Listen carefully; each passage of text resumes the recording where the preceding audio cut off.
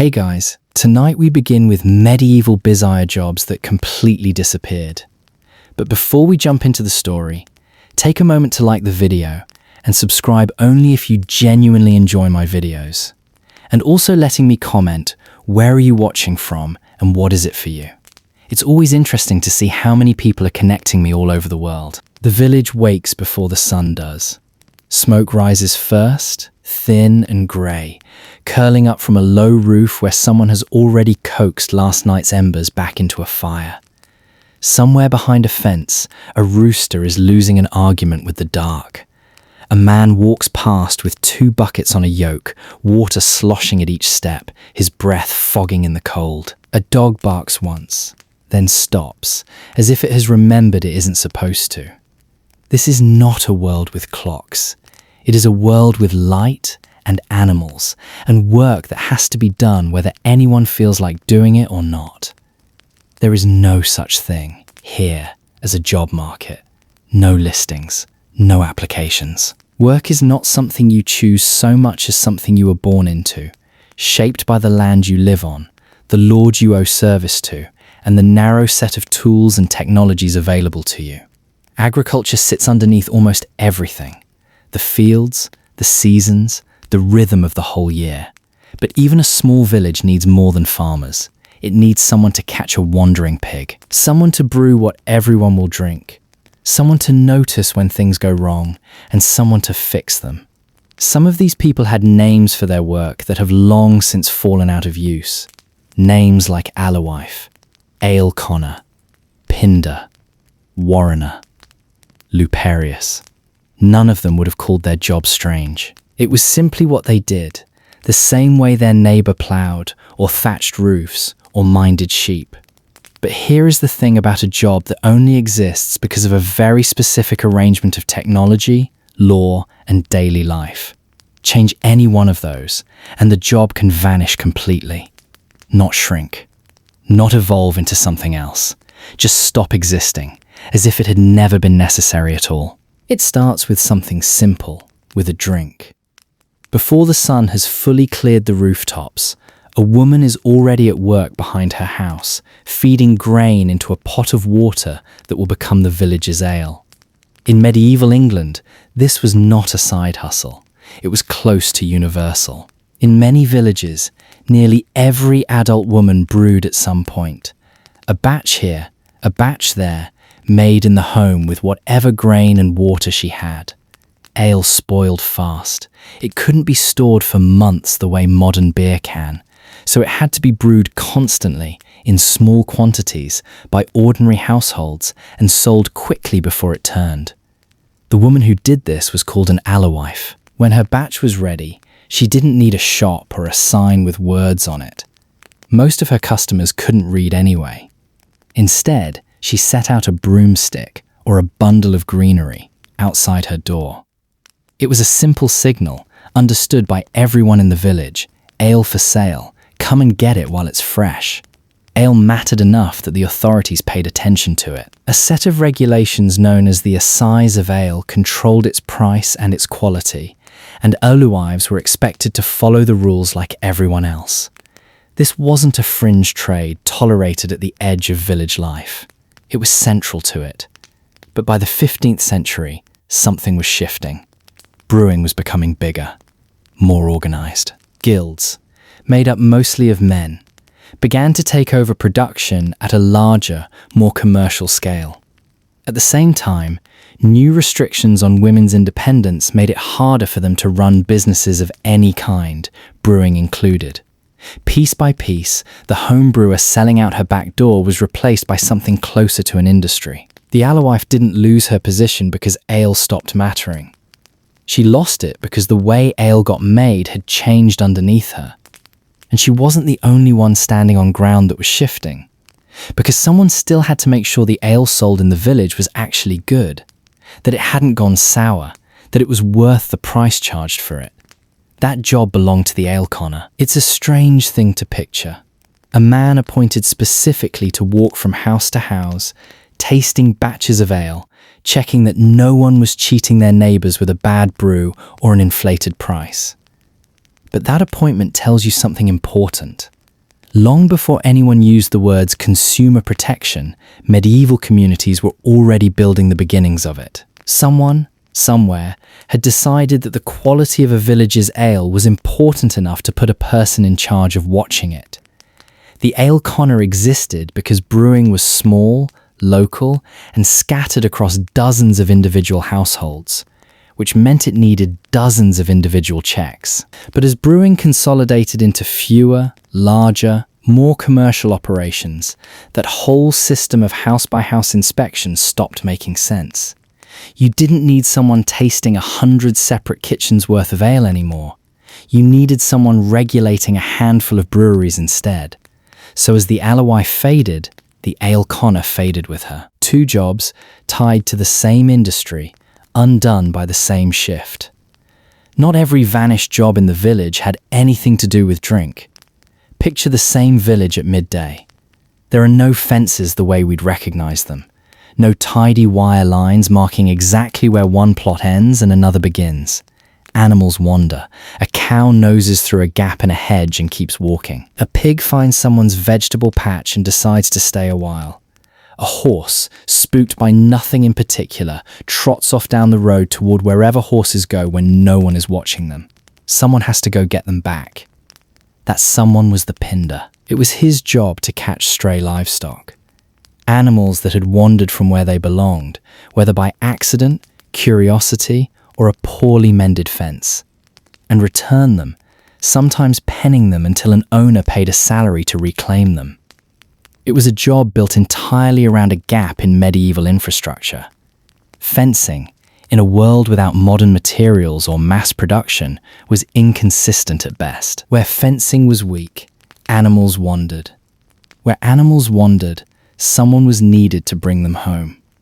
As fencing improved, sturdier, more consistent, better maintained, that gap started closing. Animals stayed where they were put, and a job that had existed purely to manage the space between where the animal should be and where the animal actually is slowly ran out of reasons to exist. Not far from where the pinder worked, another kind of animal management was underway.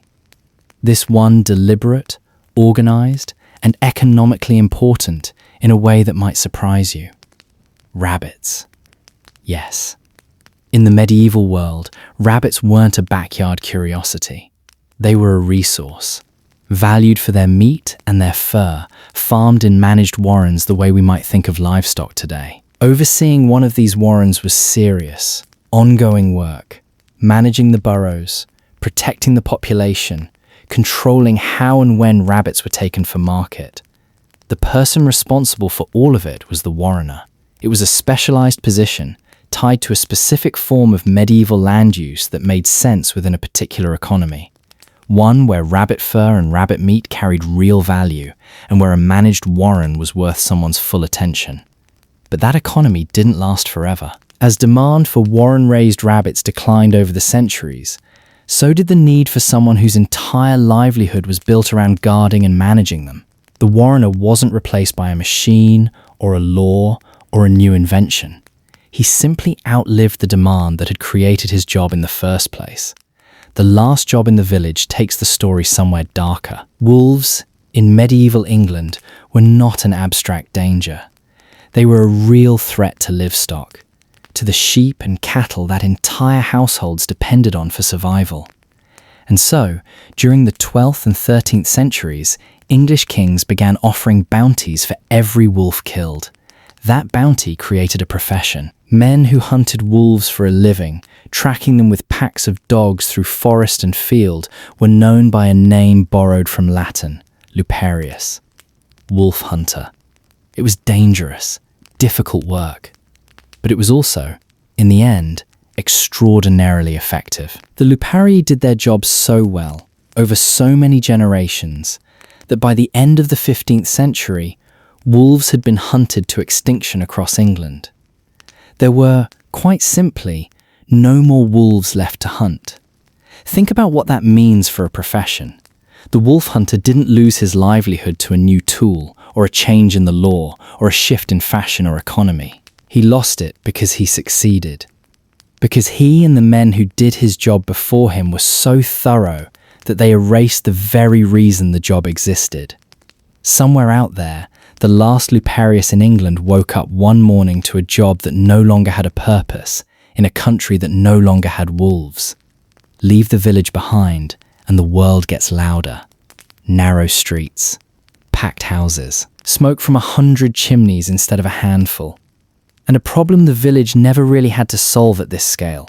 How do you get water and get rid of waste for thousands of people crammed into a space never designed to hold that many? There is no tap to turn, no pipe running into the wall of your house. If you want water, someone has to bring it to you, or you have to go and get it yourself. In a city like London, water didn't just appear at a well down the street. It arrived through an elaborate system of conduits built to carry fresh water in from springs outside the city walls. By the early 15th century, London had around 12 of these systems, some of them running for a mile or more before reaching the streets where people actually lived. But a conduit only gets water to a central point. It doesn't get water through your front door. That final stretch, from the public conduit or the well into someone's kitchen, belonged to the water carrier, sometimes known by the nickname cobs. Usually young men, often among the poorest workers in the city, they hauled wooden buckets or barrels on their shoulders and backs, making the same walk over and over, all day, for households and businesses that had no way of getting water themselves. It was physically brutal work. No skill required beyond strength and stamina, which is exactly why it was one of the few jobs open to men with nothing else to offer a city that demanded something of everyone. By the later Middle Ages, London's water carriers had even organised into their own fraternity, an informal guild protecting their trade and setting standards for how the work should be done. Then, in the 17th and 18th centuries, cities began building municipal water systems. Piped water started reaching homes directly without a human being in between. The water carrier's job hadn't gotten easier or safer or better paid over the centuries. It had simply become unnecessary, one pipe at a time. If moving water into the city was one problem, moving waste out of it was another. Medieval cities relied on cesspits. Waste went in and it stayed there until someone came to empty it out. That someone was the gong farmer. Unbelievable, right? It's a job that's easy to make a joke out of and easy to underestimate. The gong farmer's work was governed by real regulations. Cesspits had to be cleared at least twice a year, by law, and the material he removed wasn't simply discarded. Often, it was carted out to farms and used as fertilizer, feeding right back into the same agricultural system that fed the city in the first place. Because of how unpleasant and how necessary the work was, gong farmers were often paid better than many other labourers in the city. This wasn't a job anyone did for status. It was a job people did because someone had to, and because doing it well was worth paying for. But worth paying for didn't mean worth doing safely. Cesspits could fill with poisonous gases, methane, ammonia, invisible and easy to underestimate in an enclosed space. Accidents happened. Sometimes they were fatal. For as long as cities depended on cesspits, they depended on men willing to climb down into the one place everyone else in the city spent their whole life trying to avoid. That dependence ended gradually as sanitation improved and cities began building proper sewer systems in the early modern period. Waste no longer needed to be manually carried out of the ground. It could be carried away by the system itself. For centuries, the health of a medieval city rested, quite literally, on men doing the job nobody else wanted. Then the sewer took that job away, and the city never had to think about it again. Two jobs, both born from the same basic problem. A city too big for its own infrastructure. One brought in what people couldn't live without. The other removed what people couldn't live with. And both disappeared the same way, not through obsolescence of the need, but through obsolescence of the method. The city still needed water. The city still needed waste removed. It just stopped needing a person to carry either one by hand. You stand in a crowded medieval marketplace for a moment, and ask yourself a simple question. How does anyone here find out what's happening? There's no newspaper, no broadcast. And for most of the people standing in that market, reading wouldn't help anyway. Literacy was rare, a skill that belonged mostly to clergy, merchants, and the wealthy. A written proclamation nailed to a post might as well be blank for the majority of the crowd looking at it. So how does an entire town find out that the king has issued a new decree, or that a new law has taken effect, or that a public event is happening tomorrow? A man stands in the middle of the square, rings a bell until people turn to listen, and tells them himself. The town crier was, in the most literal sense, the voice of medieval authority. He delivered royal proclamations, local regulations, and public announcements directly to the people. No paper required, no reading required, just a loud voice and a bell to gather a crowd before he used it. This wasn't a minor role. Because so much of the town depended on hearing news rather than reading it, the town crier's announcements functioned as the primary channel through which official information reached ordinary people. And the position was protected accordingly. Town criers were often employed directly by local councils, and harming one was treated as an act of treason, not simply an assault. Interrupt the crier, and you weren't just attacking a man. You were attacking the flow of information itself. But information has a way of finding new channels when the old one gets crowded out. As literacy slowly increased, and as printed material, pamphlets, notices, eventually newspapers, became more available, people gained a second way to learn what the crier had always told them first. The written word didn't have to be shouted across a square to reach someone. It could sit on a wall or in someone's hands, waiting to be read whenever they got around to it. The town crier's practical importance faded as that shift took hold. He didn't vanish overnight. The role survives even now, in a mostly ceremonial form, rung out at festivals and historical reenactments. But the job he once held, as the primary way a town learned anything at all, quietly disappeared into print. If the town crier's disappearance was about hearing less, the next job's disappearance was about writing becoming radically easier. Before information could be printed at all, it had to be written by hand. Every single copy, every single time. That work belonged to the scribe. In monasteries especially, scribes worked in scriptoriums, copying religious texts, legal documents, and scientific treatises using quills cut from bird feathers and ink made from natural materials like oak galls. A single manuscript could take months, sometimes years. Illuminators often worked alongside scribes, adding decoration and color to the finished pages, turning some manuscripts into objects that were as much art as they were text. This was slow, exacting, expensive work. And for a long time, it was the only way written knowledge could exist or spread. If you wanted 2 copies of a text, you needed a scribe to write it out twice. Then came the printing press. It's hard to overstate how completely this changed the equation. What had taken a scribe months to produce by hand could suddenly be reproduced hundreds of times over, far faster, without a single quill touching a single page after the initial setup. The scribe's monopoly on copying, the very thing that had made the profession essential, evaporated. Urban professional scribes had already begun replacing monastic ones by the late Middle Ages, but it was the press that ended the profession itself. Put these 2 jobs side by side, and a pattern starts to emerge that's different from anything in the village or the town's physical infrastructure. The town crier and the scribe weren't undone by a fence or a sewer. They were undone by something more fundamental. The crier lost his audience to the printed page. The scribe lost his purpose to the machine that printed it. And once information could travel without a voice shouting it in a square, or a hand copying it in a scriptorium, an entire category of medieval work, built around the physical act of spreading knowledge, began quietly disappearing right along with them. Imagine a lone figure walking a dirt road between villages, a pack strapped to his back, moving toward a settlement too small and too remote to have a market of its own.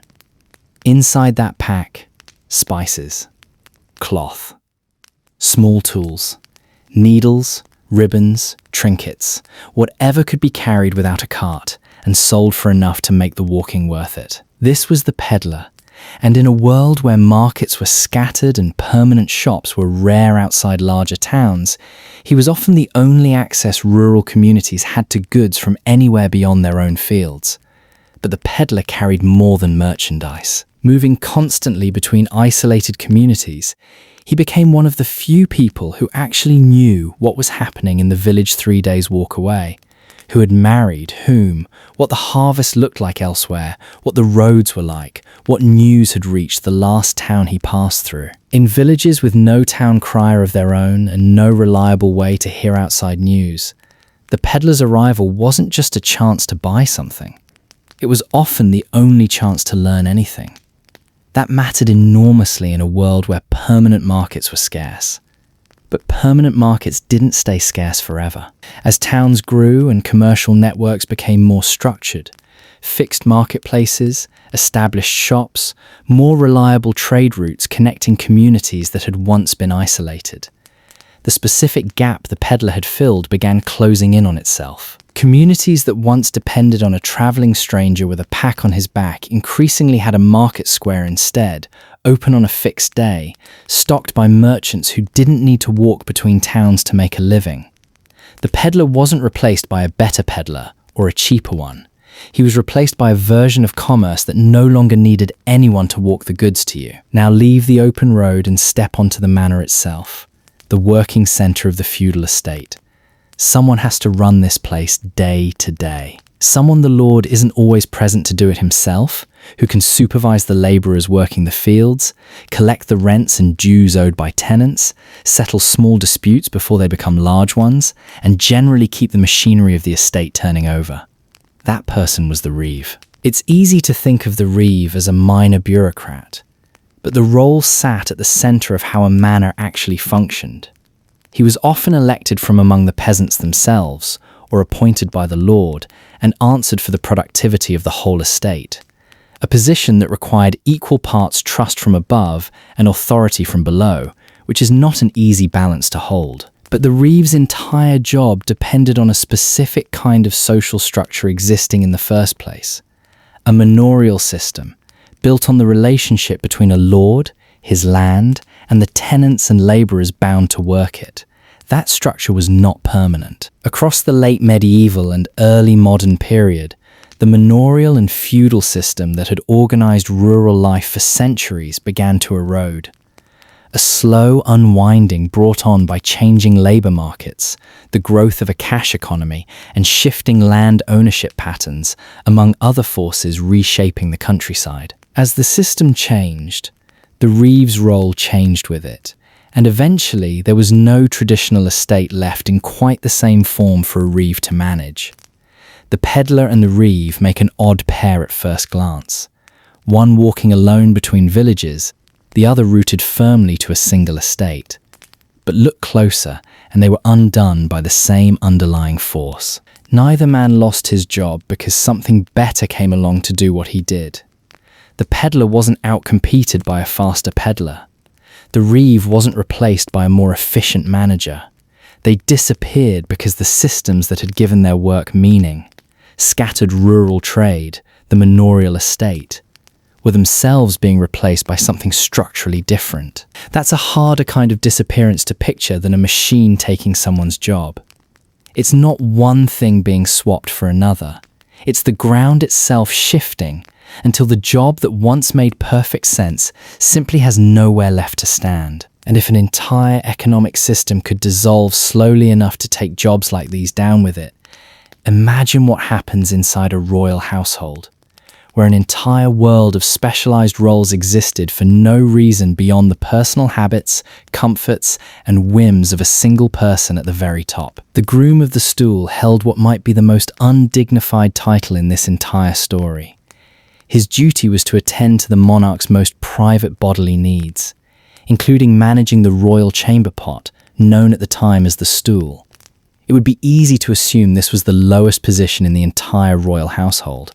The opposite was true. Because the groom of the stool spent so much time in intimate, unguarded proximity to the king. Moments when no courtier, ambassador, or advisor was present. The position required an extraordinary degree of personal trust.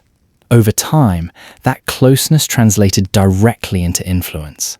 Grooms of the stool weren't kept at arm's length from power. Some became genuinely important figures at court, trusted with sensitive conversations and quiet access that far more prestigious-sounding titles never earned. In the court of Henry VIII, the role carried real political weight precisely because of how close it sat to the king himself. It's one of the strangest lessons medieval court life has to offer. The job that sounds the most humiliating on paper could, in practice, be one of the most powerful seats in the room. Simply because proximity to the king mattered more than the dignity of the task that earned it. That power didn't survive the era that created it. As royal plumbing improved and the personal, informal intimacy of earlier courts gave way to more distant, ceremonial arrangements between monarch and household, the specific function at the center of the role stopped being necessary. The trust the position had once carried didn't disappear because the job became embarrassing. It disappeared because the physical need behind it did. Not every royal service required quite that level of intimacy. But even something as simple as washing your hands at the king's table came with its own dedicated servant.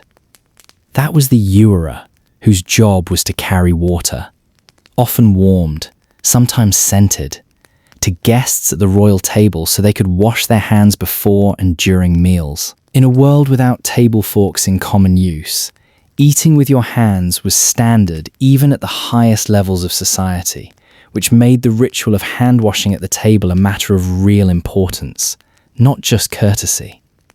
The ewerer's role tells you something about just how far medieval royal households took specialization. Nearly every task, no matter how small, could be assigned to a dedicated servant with a dedicated title. And the roster of court positions built around a single function went on far beyond hand-washing. There was the épicier, responsible for carrying spices to the Lord's table, a job that mattered enormously in an era when spices were rare and expensive enough to signal real wealth. There were the cocchini, foot messengers who carried news and instructions across the household and beyond it, on foot, however far the message needed to travel. There was the sewer, who arranged and seated guests at table according to careful rules of rank and precedence, a job that required knowing exactly who outranked whom and how visibly that had to be reflected in where they sat. And there was the focarius, responsible for maintaining the fire in the Great Hall, keeping the household's largest and most important room lit and heated through every season. Each of these existed for the same underlying reason. In a royal household, no task was too small to deserve its own dedicated servant, and no servant was too specialized to earn a formal title. As court life modernized, as households grew smaller and less elaborately staffed, as etiquette and technology both changed the daily rituals these roles were built around, this entire ecosystem of hyper-specific positions began to disappear. Not all at once, and not all for the same precise reason. A royal court built on the idea that every human need deserved its own dedicated servant eventually gave way to one that didn't need nearly so many hands to run. The castle, it turns out, held the most extreme version of a pattern this whole story has been circling since the very first Alewife lit her fire at dawn. A job exists because a very particular world needs it. Change that world, and the job goes with it, no matter how close to power it once stood. Among the most controversial figures to walk the roads of medieval Europe was the pardoner, a man authorized to sell indulgences, documents that offered the buyer a reduction in the punishment owed for their sins. The theology behind indulgences was more complicated than buy your way into heaven. But in practice, pardoners became notorious for exactly that kind of transaction. Traveling from town to town, selling documents of spiritual relief for a price, often with a showman's instinct for persuasion that made the whole practice deeply controversial even at the time. Chaucer thought the figure was worth immortalizing as one of his most memorably corrupt pilgrims for a reason. Here's where the story needs to get something right, because it's tempting to assume this job simply vanished along with everything else medieval right around 1500, when history books tend to close the chapter on the Middle Ages. But that's not what happened. The sale of indulgences continued well past the end of the medieval period conventionally described in textbooks. It took the Protestant Reformation, and specifically, the outrage it provoked over exactly this practice, to force the issue. The trade in indulgences wasn't formally abolished until Pope Pius V did so in 1562, decades into what most timelines already call the early modern period. The pardoner didn't fade away quietly as some natural, ambient consequence of the Middle Ages ending. He was actively shut down, by name, in response to a controversy his own profession had helped ignite. Of everyone in this story, the pardoner may be the only one whose disappearance came with an official date attached to it. Now leave dry land behind entirely and head for the Mediterranean, where an entirely different kind of medieval labor was powering warfare itself. Medieval galley warfare depended on human muscle.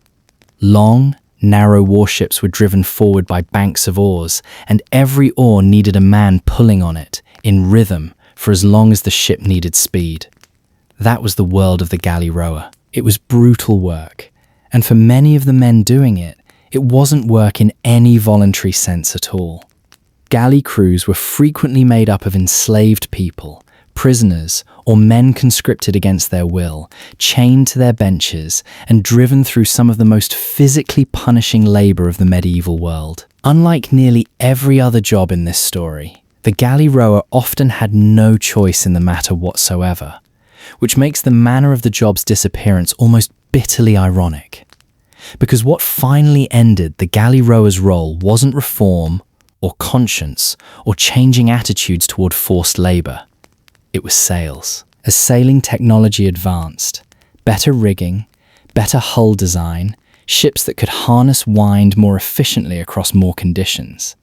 Naval powers increasingly found they didn't need banks of oars, or the men chained to them, to move a warship at speed. Wind could do the work instead. Technology, in this case, didn't simply make the job easier. It made the job, and the human suffering built into it, unnecessary. The galley rower's disappearance stands apart from almost everyone else in this story, because for once, the ending of a medieval profession wasn't a loss. For the men who no longer had to serve as one, it was closer to a mercy. The pardoner and the galley rower could not be more different from each other. One selling paper promises of forgiveness, the other chained to an oar with no promises at all. But together, they mark something important about how this whole era of work came to an end. Not every job disappeared quietly, or gradually, or for reasons rooted purely in economics and infrastructure. Some were shut down deliberately, by institutions forced to reckon with what they'd allowed to continue. Others ended through outright technological replacement, with consequences that ranged from purely practical to genuinely humane. The medieval working world wasn't dismantled by a single force. It came apart the way it had been built. Unevenly, institution by institution, each piece falling for its own reason, on its own timeline. Every profession discussed until now so far vanished outright, brewed out of business, fenced out of relevance, hunted its own purpose into extinction, or shut down by decree. But the last one is different. It doesn't disappear. It transforms into something the modern world still recognizes under a different name. Step into a cramped stone room lit by a single fire, crowded with glass vessels, strange-smelling residues, and shelves of ingredients that would mean nothing to anyone who hadn't spent years learning what they were for. This is the workshop of the medieval alchemist. The popular image of alchemy is almost a caricature now. A robed figure finding the impossible, trying to turn lead into gold, searching for a philosopher's stone that could grant immortality, or brewing some fabled elixir of life. And it's true, those were real ambitions that real alchemists pursued, seriously and for centuries. But treating alchemy as nothing more than failed magic misses what was actually happening in that cramped, smoky room. Medieval and early modern alchemists developed genuine laboratory techniques in pursuit of those impossible goals: distillation, sublimation, calcination. Processes that required careful, repeatable control over heat, materials, and reactions. They kept records. They refined their methods based on results. They built and used equipment that, in function if not in appearance, wouldn't look entirely out of place in an early chemistry lab. The goals were often mystical. The methods, increasingly, were not. That's the detail that makes the alchemist's story unlike anyone else's in this whole story. He wasn't hunted into irrelevance like the wolf hunter. He wasn't legislated out of practice like the pardoner. He wasn't replaced by a machine like the scribe. He evolved. By the 17th century, as the foundations of modern chemistry began to take shape, through figures who inherited alchemy's tools and techniques while discarding its mystical goals, alchemy itself became increasingly discredited as a serious pursuit. But the technical groundwork it had spent centuries building didn't vanish along with the mysticism. It became the starting point for the science that replaced it. The alchemist didn't lose his job the way the alewife or the pinder or the reeve lost theirs. He became a different profession entirely and walked into the modern world wearing a new title: chemist, scientist, natural philosopher. Some jobs disappeared because a technology made them unnecessary. Better fences for the pinder, sewers for the gong farmer, the printing press for the scribe. Some disappeared because the thing they depended on ran out entirely, the way England's wolves ran out from under the Luparius. Some disappeared because the whole social system holding them up eroded from underneath, the way feudal structure dissolved beneath the reeve. Some were shut down deliberately, by name, the way the church ended the pardoner's trade. And one, alone among all the others, didn't disappear at all. It simply became something else. None of these people thought of their work as temporary. The alewife brewing at dawn, the town crier ringing his bell in the square, the groom of the stool standing closer to a king than almost anyone else alive. Each of them was doing work that made complete sense in the world they occupied. Your fever came on a Tuesday, and by Thursday the whole household knew something was going wrong. There was no pharmacy down the road, no clinic to walk into, no doctor who could draw blood and run it through a machine to tell you what was killing you. Because you are in medieval era. There was no germ theory to explain why a small wound on a farmer's hand had turned the colour of a bruised plum, no x-ray to see the break in a child's arm, no anaesthesia to dull what came next if the wound had to be opened. In a medieval village, illness moved fast, and it moved without mercy. What stood between a person and death was often nothing more than the knowledge, the hands, and the instruments of whoever the village called its healer. That person might be called a physician, a surgeon, a barber, an apothecary, a monk, or simply a wise woman who knew which roots to boil. Whoever they were, people turned to them because there was no one else to turn to. It would be a mistake to imagine medieval healthcare as one single profession, the way we might picture a modern doctor in a white coat. It was closer to a patchwork of separate trades, each with its own tools, its own training, and its own place in the social order. At the top sat the physicians, men who had studied at university, and who diagnosed illness through observation and theory rather than through the surgeon's knife. Below them, and often looked down upon despite doing work that was arguably more dangerous, were the surgeons who set bones, closed wounds, and performed the physical procedures that physicians considered beneath their learning. Barber surgeons occupied their own strange corner of this world, where you would never want to go. The same hands that trimmed a man's beard also drawing your blood or pulling your rotten tooth. Apothecaries ran something closer to a medieval pharmacy, mixing and selling the remedies that physicians prescribed. And in nearly every village, there were the local healers and wise women, carrying knowledge passed down through generations, treating most of the population who would never see the inside of a university-trained physician's study. Becoming a physician was not a matter of natural talent or a gift for healing. It was increasingly a matter of books. By the 12th century, medical schools had begun to take shape with real, organized curricula, and physicians spent years absorbing the writings of ancient authorities rather than dissecting bodies or running experiments of their own.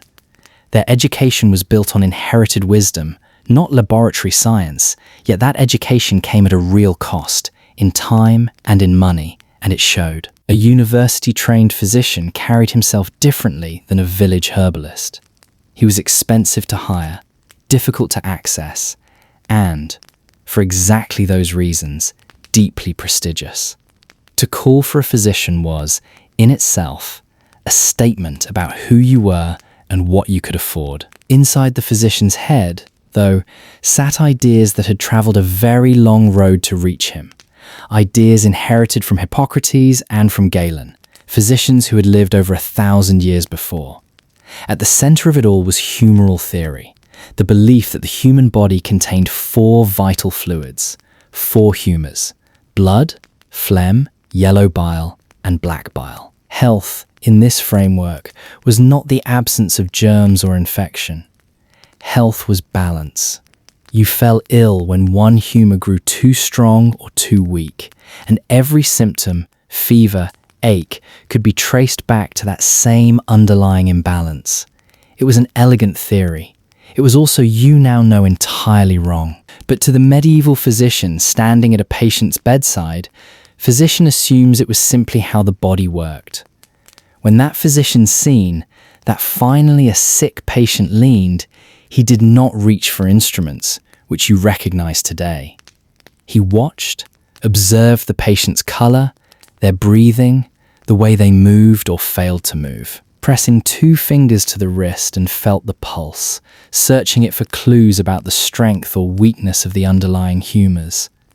But the single most telling piece of evidence, the one a physician trusted above almost anything else, was urine. He would hold the vessel up to the light, study its color, note its clarity, and, without hesitation, bring it close enough to smell. Sometimes he would open a vade-mecum, a small handbook carried for exactly this purpose, cross-referencing what he saw against the accumulated diagnostic wisdom of centuries. From color and scent alone, a physician believed he could read the inner state of a person's body, could see, in a sense, what could not otherwise be seen at all. Once the physician had settled on his diagnosis, once he believed he understood which humor had grown too strong or too weak, the work of treatment began, and that work meant restoring balance by whatever means necessary. Sometimes this took the gentle form of a change in diet or a course of careful bathing. Other times it meant inducing vomiting or purging the body through more uncomfortable means. And often, when the excess in question was believed to be blood itself, it meant removing that blood directly from the patient's body. None of this looked reckless to the people practicing it. Every treatment followed logically from the theory they had inherited. The humors existed. Balance mattered. If the theory was wrong, the medicine built upon it could still feel, to physician and patient alike, entirely reasonable.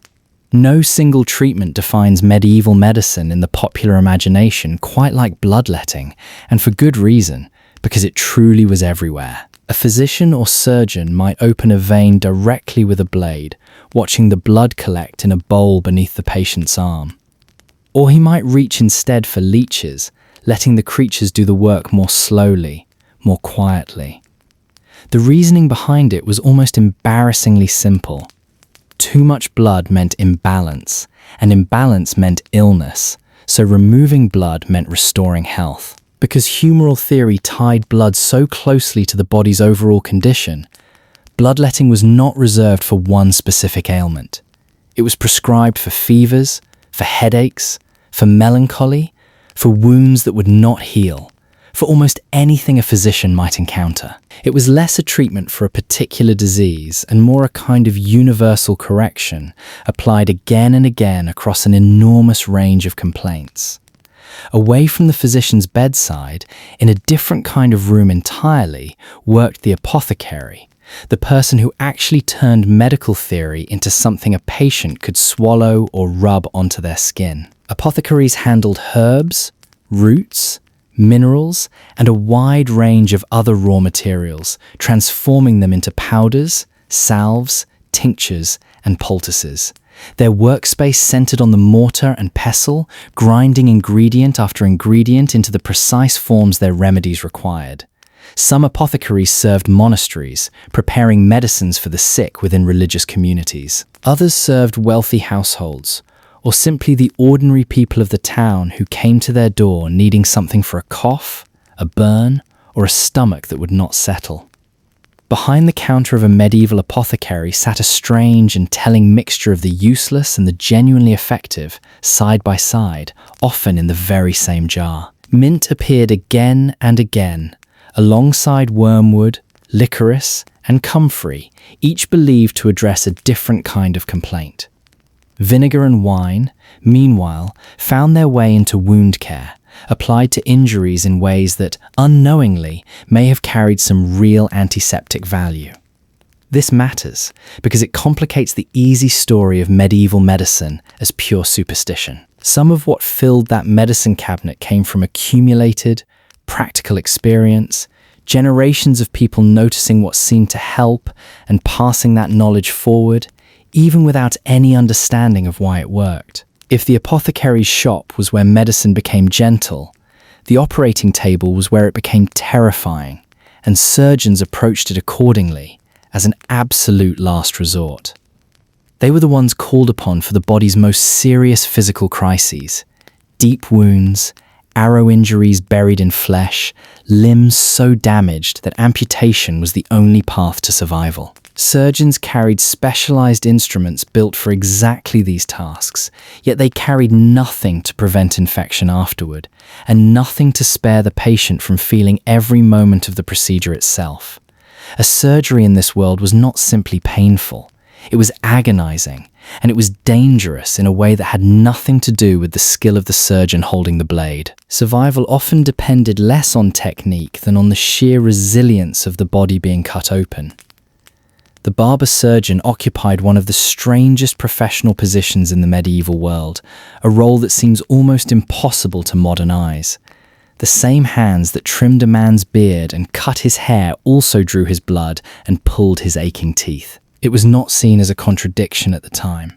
Barber surgeons performed the practical, physical procedures that the medical world needed, bloodletting chief among them, tooth extraction close behind, and they did this work without the university training or the social standing that physicians claimed for themselves. This created a sharp divide running straight through medieval medicine, a divide between the men who diagnosed and prescribed from a position of learning and the men who actually touched the patient, who drew the blood or pulled the tooth with their own hands.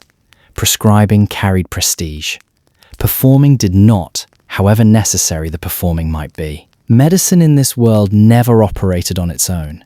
It existed inside a society that understood illness as something more than a physical event. A fever or a wasting sickness could be read as a spiritual matter just as easily as a bodily one, a sign that something beyond the flesh required attention. Prayer accompanied physical remedies rather than replacing them. Pilgrimages were undertaken in hope of cure. Holy relics were touched, kissed, prayed over, in the belief that they carried healing power alongside whatever herbs or bloodletting a physician might also recommend.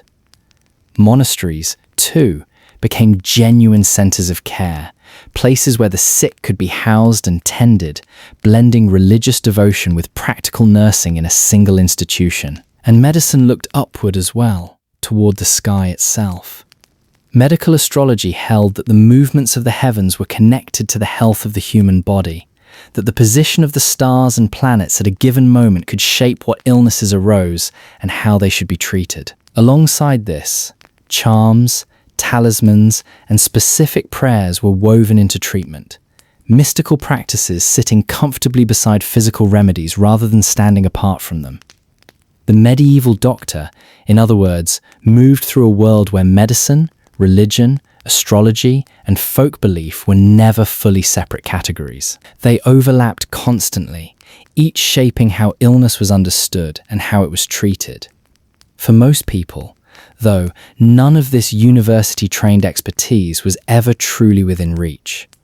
A physician was expensive, and expense meant exclusion. Ordinary families could not simply summon one for every fever or injury that passed through their household. Instead, they relied on what was close and what was affordable.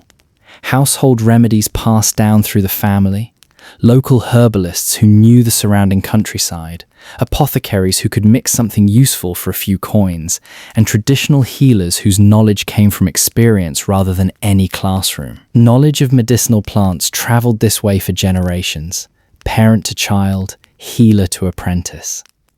What kind of medical care a person received, in the end, depended enormously on two simple factors: where they happened to live and how much money they happened to have. Beyond the reach of even the most attentive physician lay disease itself, an enemy that medieval medicine was fundamentally unequipped to understand. There was no concept of bacteria, no grasp of how infection actually spread from person to person or wound to bloodstream. And yet disease pressed in constantly, in forms that tested every theory the medical world possessed. Smallpox moved through communities. Dysentery weakened and killed you. Leprosy marked and isolated its victims for life. Tuberculosis settled quietly into the lungs of the young and old alike. And looming above all of these, plague waited, ready to arrive and unravel everything a physician believed he understood. Facing these diseases, medicine fell back on the only tools it had: the humours, the herbs, careful attention to diet, bloodletting, and prayer, applied again and again to illnesses that none of them could truly touch. Then came the 14th century, and with it, the ultimate test of everything medieval medicine believed it knew. The Black Death moved across Europe with a speed and lethality that no theory of humours could adequately explain, tearing through communities in waves that emptied entire villages within weeks. Physicians confronted a disease unlike anything in their inherited texts, something they could neither properly diagnose nor cure. They tried what they had always tried. Bloodletting was attempted, herbs were administered, diets were adjusted, all according to the same humoral logic that had shaped medicine for centuries. But none of it slowed the disease in any meaningful way. Alongside these physical treatments came religious responses on an enormous scale. Prayer and penance offered up in the hope of divine mercy, and theories about corrupted or poisoned air circulating as explanation for why the sickness spread the way it did.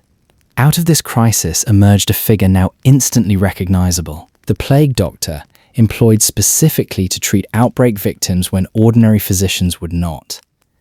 Their methods leaned heavily on the same tools medicine had always used, bloodletting chief among them, along with various substances applied directly to the swollen buboes that marked the disease's presence on the body. Some plague doctors also enforced quarantine measures, isolating the sick in an attempt to slow the spread through the community.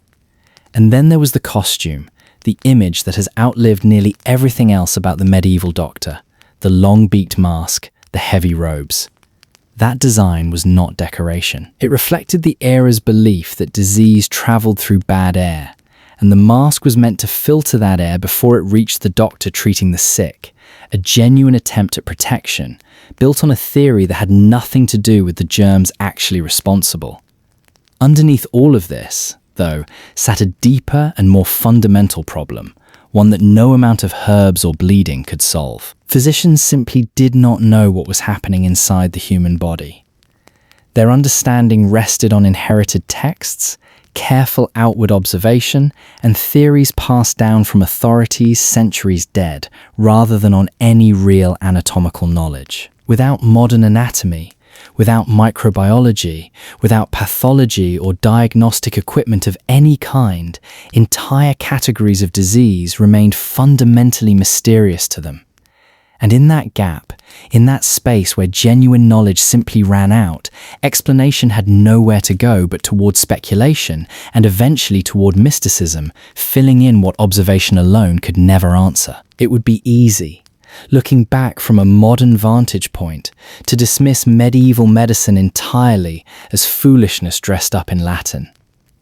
That would be a mistake. Medieval practitioners were, in a very real sense, the custodians of ancient medical knowledge, preserving texts and traditions that stretched back to Hippocrates and Galen and carrying them forward through centuries that could easily have lost them. They accumulated genuine practical experience treating wounds, performing surgery, running apothecary shops, and caring for patients day after day. And medieval European medicine did not develop in isolation. It was enriched by knowledge flowing in from the Islamic world, including the work of towering figures like Avicenna and Al-Razi, whose contributions shaped medical thinking across cultures and centuries. All of this knowledge, and the years required to obtain it, came at a price that placed physicians firmly among society's more privileged members. Trained physicians were relatively uncommon, and the education required to become one was expensive in a way that put it out of reach for most people. Naturally, it was wealthy patients who could afford consistent access to that training and expertise, calling on physicians the way ordinary families might call on a local healer. A successful physician, through this access to money and status, could become genuinely well off and respected within his community. Nobles and powerful households valued his services most of all, not simply for the medicine he offered, but for the prestige that came with being able to afford him in the first place. Imagine waking up in Europe 1,000 years ago. There are no shops to walk into, no factories turning out identical shirts by the thousand, no wardrobe stacked with clothes you barely think about. What you are wearing right now took someone weeks, maybe months, to make. It is not fashion in the way you understand fashion. It is warmth. It is protection from wind and rain and the dirt of daily work. And it is a message, read at a glance by everyone who sees you. In the 5th century, the Western Roman Empire has fallen apart. Its political structures are fading or changing shape across the continent. But nobody wakes up one morning and throws out every your habit of dress. Old traditions bend and blend with new regional ones. Out of that mixing comes the clothing world of early medieval Europe, stranger and richer than the grey, shapeless image most people carry of it. Before anyone can put on a tunic, you have to make the cloth. A sheep has to grow its wool. Flax has to be pulled from the ground and worked into linen fibre. Fibre has to be spun into thread. Thread has to be woven into cloth. Cloth has to be cut and stitched into something a body can wear. What looks like a simple shirt is really the end of a long chain of human labour, most of it invisible by the time the garment is finished. Wool carries that chain more than any other material. It is warm. It holds up to hard wear. It suits the damp, cold climate of much of Europe. It can be woven coarse for everyday use or finer for those who can afford it, and the quality of a household's wool often says something about the household itself. Beneath it, against the skin, linen does different work. It is lighter, cooler, gentler on the skin than raw wool. But good linen takes real effort to produce, so even an undergarment nobody else sees carries its own quiet history of labour. Picture an ordinary man of this world and scene him from the skin outward. A lighter garment first, against the body. Then the tunic, the everyday foundation of his dress. A belt at the waist. Trousers or wound leg coverings, depending on where and when he lives. A cloak, if he steps outside. Shoes or boots on his feet. Strip away the details and the outline is one you would recognize instantly if you saw it on a street today. The tunic does most of the work. For an ordinary man, it can be plain and practical, cut from coarse local wool. For a man with money, the same basic garment becomes a canvas, finer cloth, decorative bands, careful construction, a length and cut that shift with fashion and status over the centuries. The belt is more than something to stop the tunic falling open. A knife hangs from it, a pouch, small tools of daily life. It becomes part of how a man carries himself, practically and visually. And over it all, when the weather turns, comes the cloak. Warm, but also, when it is well made and well fastened, genuinely impressive to look at. The pin or brooch that closes it can be a piece of jewellery in its own right. Women's dress deserves more than the word dress. Build it the same way, layer by layer. An undergarment first, an outer gown over it, a cloak for outdoors, a belt at the waist, brooches to fasten the garments, other jewellery beyond that, and, depending on region, period and status, something covering the head. This is where the story turns to archaeology, because cloth almost never survives 1,000 years in the ground. What survives is metal, brooches, buckles, pins, beads. And where those objects lie inside a grave can tell trained eyes almost exactly how a garment was arranged on the body that once wore it. In graves across Anglo-Saxon England, a pair of brooches found near the shoulders is one of the clearest signals archaeologists have, proof that a garment was pinned there, even though the fabric itself is long gone. It is worth pushing back on one assumption before going further. Early medieval clothing was not automatically brown, drab and undyed. Plain, undyed wool certainly existed and was common enough. But dyes existed too, drawn from plants, capable of producing real colour. Finer, imported textiles could be genuinely expensive, and by the later Anglo-Saxon period, evidence points to elite men wearing silks that were anything but dull. Richly coloured, carefully patterned, worn deliberately to be noticed. Put two people side by side wearing the same kind of garment. One wears coarse local wool, held together with a plain metal fastener, walking in ordinary shoes. The other wears finer cloth, an elaborately worked brooch, shoes made from better material, perhaps something imported from far away. The shape of their clothing might match. Nothing else does. That gap is not really about fashion. It is wealth, made visible on the body, legible to anyone who knew how to read it. And clothing read more than wealth alone. It could hint at age, at gender, at the region someone came from, at what they did for a living, at where they stood in their community, sometimes at their religious life and the wider cultural world they belonged to. Dress worked as a kind of silent language, spoken without a word, which points to something worth sitting with. People in this period did not think about clothing the way we do now. A garment was valuable because of the labour folded into it. The shearing, the spinning, the weaving, the sewing, sometimes the dyeing, all of it done by hand, all of it taking real time. Losing a cloak was nothing like losing an old shirt today. It meant losing hours, maybe weeks, of someone's work that could not simply be replaced with a trip to a shop. You are an Anglo-Saxon man and wake before sunrise. It was cold. The clothes waiting for you were prepared the night before, and every piece of that outfit has a job to do. Follow this person through the day, and the shape of an entire world starts to come into focus, one layer at a time. There is an obvious problem here. No photographs exist. No film. Most Anglo-Saxon clothing has rotted away completely, along with almost everyone who ever wore it. So how does anyone know what these people actually looked like?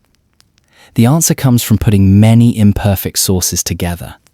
Graves, first. Surviving scraps of textile, preserved by chance against corroding metal. Brooches and buckles and jewellery. Manuscript illustrations and other artwork. Written references scattered through surviving texts.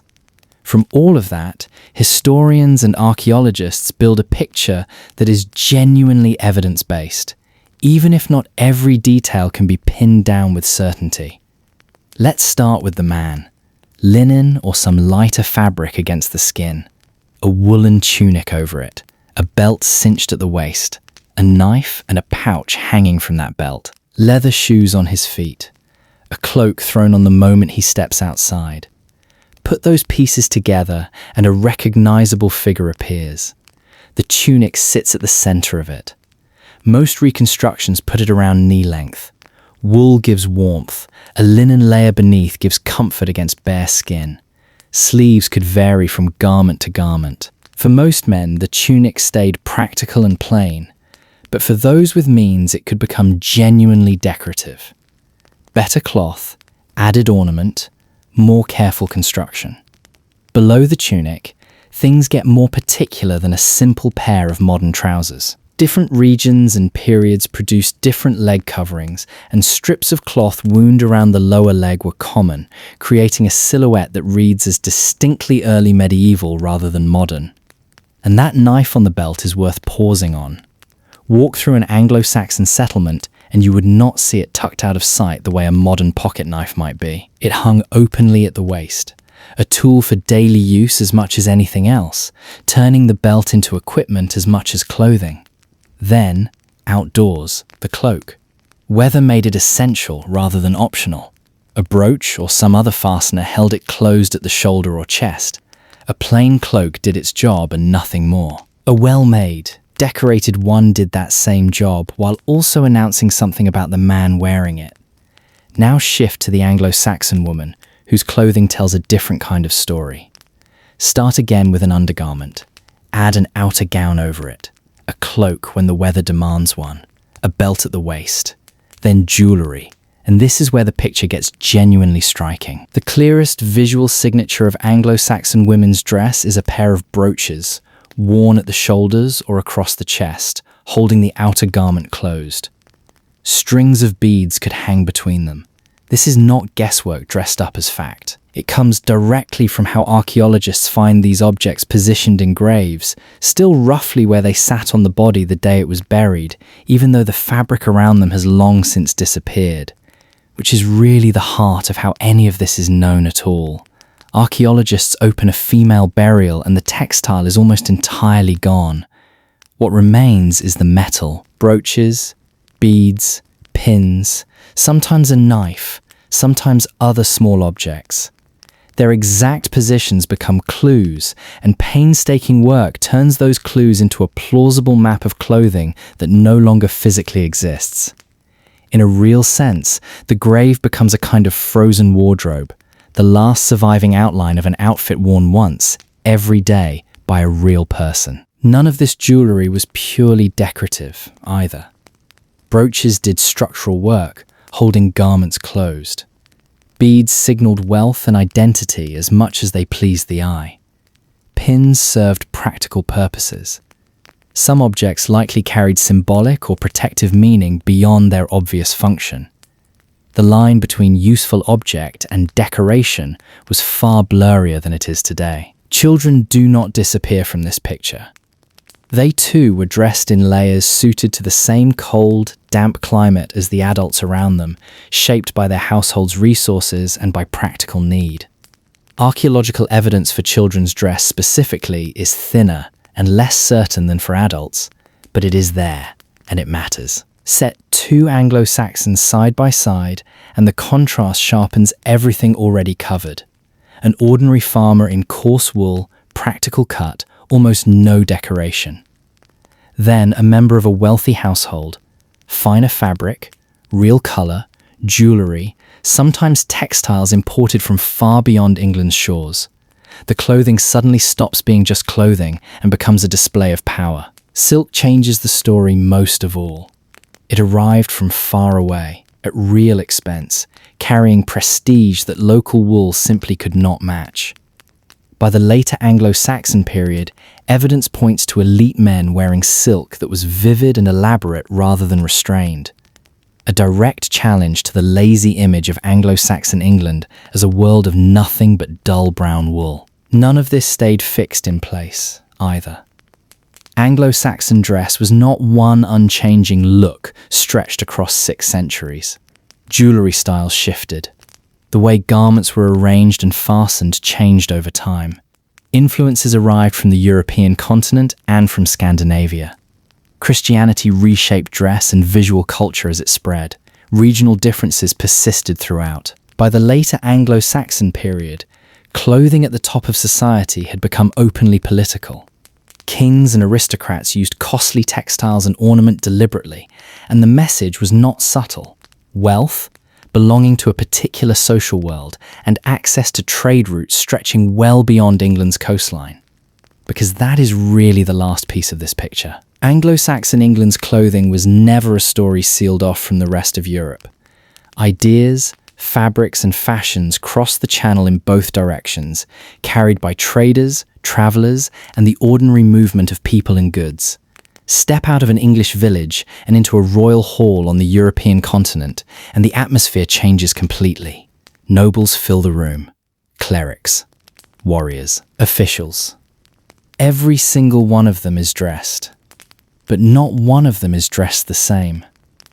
Because this is the Carolingian world, stretching across large parts of Western and Central Europe, with Charlemagne standing at its centre. Political power is expanding here, and in a court like this, appearance stops being incidental and starts being deliberate. That is really the argument at the heart of this world. In a powerful court, clothing is not simply protection from the cold. It can demonstrate rank. It can show access to wealth most people will never see. It can announce who belongs and who does not. It can even help mark out the ruler from everyone standing around him. Strip it back to the basics and the outfit looks familiar by now. Tunic, trousers or leg coverings. Belt, cloak, shoes. It is what comes next that changes everything. Layer by layer, wealth and occasion start pulling that same basic outfit in very different directions. The tunic bends first. An ordinary version stays practical, cut for work and movement. An elite version stretches longer, cut from finer textiles, dyed in richer colour, finished with decorative borders or embroidery, sometimes made from cloth imported from far beyond Frankish territory. The same garment, the same basic shape, becomes a surface on which wealth can be openly displayed. The cloak works the same way, but its fastening does even more of the talking. A plain clasp closes a plain cloak. A brooch or fitting of real craftsmanship and material value closes something else entirely, and the gap between those two objects. Practical clasp versus luxury piece can be enormous. Colour itself carries weight here, and not just as decoration. Certain dyes and finely finished textiles demand real resources to produce. Bright, rare, or carefully achieved colour draws the eye, and at court, where appearance is part of ongoing social competition, that visibility is the point. Silk carries even more weight than colour alone. It travels long distances to reach a Frankish court. It costs a great deal. Wearing it requires access to trade networks that most people will never touch. So silk does not just say, "I am wealthy." It says, "My world reaches far beyond this hall, beyond this kingdom, into places most people here will never see." Imagine a courtier walking into that royal hall. Not a specific historical figure, but a plausible one, built from everything already described. His belt, his fabric, his cloak, his ornament. Someone watching him cross the room could read his social position before he ever opened his mouth, purely from what he had on his body. Set a warrior beside him, and the priorities shift completely. His clothing has to allow movement, not display alone. Trousers and leg coverings suited to hard use. A tunic underneath. A cloak for outdoors. Equipment attached at the belt, working alongside weapons and whatever armor he carries. Clothing here is functional first, though it can still carry meaning second. The Christian church reshapes this visual world further. Christianity sits deep inside Carolingian political life, and its clergy develop their own distinct forms of dress. Liturgical garments become symbols of religious authority in their own right, which means clothing is now doing serious work in two separate hierarchies at once: the secular world of court and rank, and the religious world of church authority. Then there is Charlemagne himself. Medieval rulers are never photographed, so their appearance survives instead through how it was represented. In manuscripts, on coins, in artwork made to project authority. Clothing plays a direct role in constructing that image. A ruler has to look, unmistakably, like a ruler. None of which means everyone in the Carolingian world walked around dressed in silk. Most people never did. The majority of households still depended entirely on locally produced wool and linen, the same materials that ran through the earlier chapters of this story. The dazzling court existed, but it existed alongside, not instead of, the ordinary household economy that surrounded it. Trace one fine tunic backward and it becomes a window into that wider economy. Fibre has to be produced. Someone spins it. Someone weaves it. Someone dyes it. Skilled labour goes into every stage. Trade or patronage has to move money or materials to make any of it possible. A single garment sitting on a courtier's back carries the trace of all of that behind it. Geography leaves its mark too. A textile might have travelled a genuinely long distance to reach the person wearing it. A particular style might reflect the influence of a neighbouring culture. Fashion itself moves with the people who move. Merchants, diplomats, soldiers, clergy, rulers, all of them carrying ideas about dress along with everything else they carry. And behind all of it sits the same human cost that has run through until now. Someone still has to spin the thread. Someone still has to weave the cloth. Someone still has to sew it, decorate it, finish it. Behind even the most magnificent clothing at Charlemagne's court are countless hours of labour that left no name behind and no record beyond the finished garment itself. Conclusionally, the early medieval world did not have fashion in the modern sense of the word, but people cared deeply about how you appeared. Clothing could tell you where you belonged, what you could afford, what work you did, which culture had shaped you, and sometimes exactly how much power you held. Although the Vikings are routinely depicted as rough, grimy, and violent, they were actually quite refined, took personal hygiene seriously, and wore fine clothes ornamented by jewellery. Some Christian chroniclers who condemned the Vikings also note their fine clothing and attention to personal appearance.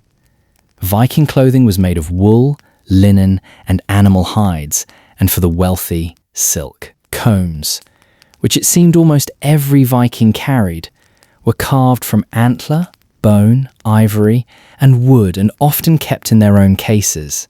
Jewellery of the upper class was fashioned from silver, gold, gemstones, and polished glass, but the lower class adorned themselves within their limits as well, using tin, lead, iron, and possibly copper. Shoes and boots were made of animal hide and without heels. Except for slaves, generally speaking, Scandinavians were well dressed and took great pride in their personal appearance. They began each morning with a personal hygiene regimen, and Saturday was set aside for bathing and washing clothes, a practice the Anglo-Saxon chroniclers found both strange and objectionable. Vikings were Scandinavians, and their emphasis on being well-groomed and dressed reflected the value of the larger culture. It has been suggested that the concept of fate played a part in this, as one never knew the day of one's death and so should always look one's best for the inevitable arrival in the afterlife. Norse poetry, notably the Havamal and Regnsmal, emphasized the importance of beginning the day combed and washed, as there was no telling where one might be by evening, or even if one would still be among the living. The soul of the departed was thought to arrive at one of the various afterlife destinations looking as one had in life. The heroes of Valhalla, for example, have their same armour and weaponry as when they died. Dressing and grooming oneself daily ensured one would not have to be ashamed in the presence of the gods and souls that had gone before, and also had cosmic significance in maintaining order and staving off the cataclysm of Ragnarok that would end the world. Grave goods have provided some of the most interesting evidence of Viking fashion, in that women were buried with a significant amount of jewellery, which included brooches that held their cloak or tunic in place. Since textiles can be preserved through contact with metals, pieces of cloth have been found that suggest the kind of clothing worn and even how it was worn. Female fashion is better attested than that of males in grave goods, as many men were cremated. The Viking reputation for being well-groomed comes from Christian accounts condemning such behavior as vain posturing, which seduced Christians into emulating pagan ways and so angering God. After the Viking sack of the monastery of Lindisfarne in 793, the scholar Alcuin wrote a number of letters to English kings denouncing those Christians who had begun dressing and caring for themselves as the pagan Vikings did, since this had obviously incurred God's wrath. The Vikings wore their clothes in layers, beginning with underwear of linen. Men and women are thought to have worn an undershirt and possibly underbreeches, but this is more of an assumption as there is no actual evidence for undergarments. The next layer was a knee-length tunic and trousers. There seem to have been two types of these, a loose-fitting and a more form-fitting top and bottom. A belt was worn around the waist from which a knife and purse were sometimes suspended, as well as other personal items, such as charms. The tunic was bloused above the belt and fell to mid-thigh. Scandinavian society was divided into three classes: jarls, aristocracy; carls, the lower class; thralls, slaves. The outfit described above would have been the basic daily wear of a jarl or carl. A jarl would then accessorize with a cloak, sometimes fur-lined or bordered with silk. Coats, jackets, and cloaks were sometimes embroidered with gold or silver thread. A carl might wear a woolen jacket over the outer shirt, and both classes would have worn some form of jewelry, most often necklaces and armbands and headpieces, which served to keep their hair in place. Thralls wore only a woolen knee-length tunic clasped at the waist by a belt or rope. There were two types of shoes, soled and hide. The soled were made by stitching one kind of animal hide to a rougher sole, while the hide shoe was a single piece stitched to itself. The hide shoe was more like a very thick sock, one slipped on and tied above the ankle with lacing. Boots were usually soled shoes and were made from cowhide and deerskin. Women's clothing was less varied than men's, but also consisted of layers, beginning with an undergarment of wool or linen. Upper-class women would have worn a linen chemise, either sleeved or sleeveless, with a dress over it suspended by straps over the shoulders. Dresses were worn loose or more form-fitting, depending on how they were arranged on a woman and how tightly clasped. The dress was wrapped around the woman and held in place by a brooch or brooches, which dictated how it draped the figure. Women, like men, wore both soled and hide footwear, sometimes decorated, and also favored neckwear more elaborate than those worn by men. Women's necklaces were often made of polished beads or gemstones, but could also be of silver or gold. Men's neckwear was often simpler, sometimes glass beads surrounding an amulet of Thor's hammer or some other talisman. Norse jewelry was varied and worn by both sexes. Among the items favored were neck rings, necklaces, bracelets, finger and toe rings, arm rings, earrings, amulets and pendants, armbands, beads, and brooches. The Norse arm ring was essentially a wallet. It was designed to be easily bent and a piece broken off to be offered in trade for goods and services. The arm ring also served to mark the transition of a boy to a man, or as a gift from someone of higher social status to a subordinate. One of the most popular pieces of jewelry, besides the brooch, was the pendant, which took many forms. Pendants usually honored the gods and so could take the form of a throne, of a horse in honor of Odin's steed Sleipnir, different weapons associated with deities, and the most popular of all, Thor's hammer Mjolnir. Thor's hammer as a pendant was understood not only as a protective amulet against threats, but a source of personal strength one could draw on in navigating one's way through life. In Norse belief, one's fate was decided at birth, but what one did between birth and death was entirely up to the individual. Vikings, and Scandinavians in general, understood they were living in the last days because the first sign of the coming of Ragnarok, the death of the god Balder, had already occurred. One's individual fate, as well as the collective fate of the 9 realms, had already been sealed by the Norns, and so the best one could do was enjoy life as much as possible, and this included appearing well-dressed. Although some articles of clothing were left with their natural pigmentation, many were dyed bright colors such as blue, green, purple, red, and yellow, as well as other colors such as brown from mixing walnut shells with other elements. Although Vikings are routinely imagined as bloodthirsty savages rampaging through terrified towns and cities, they were actually far more cultivated and cultured than the chroniclers responsible for that reputation. Bathing and personal hygiene was not a Christian value as it was associated with pagan practices. Alcuin's charge against those Christians emulating Viking fashion was not the only one, as a number of Christian scribes, before and after the Viking Age, denounce personal hygiene as vanity. To the Vikings, however, the Christians were the savages who clearly failed to grasp the importance of bathing, laundering clothing, and looking one's best. Reports on finds in Viking tombs often emphasize the weaponry, but it is far more common to find implements in graves associated with grooming, such as tweezers, combs, toothpicks, and washing bowls.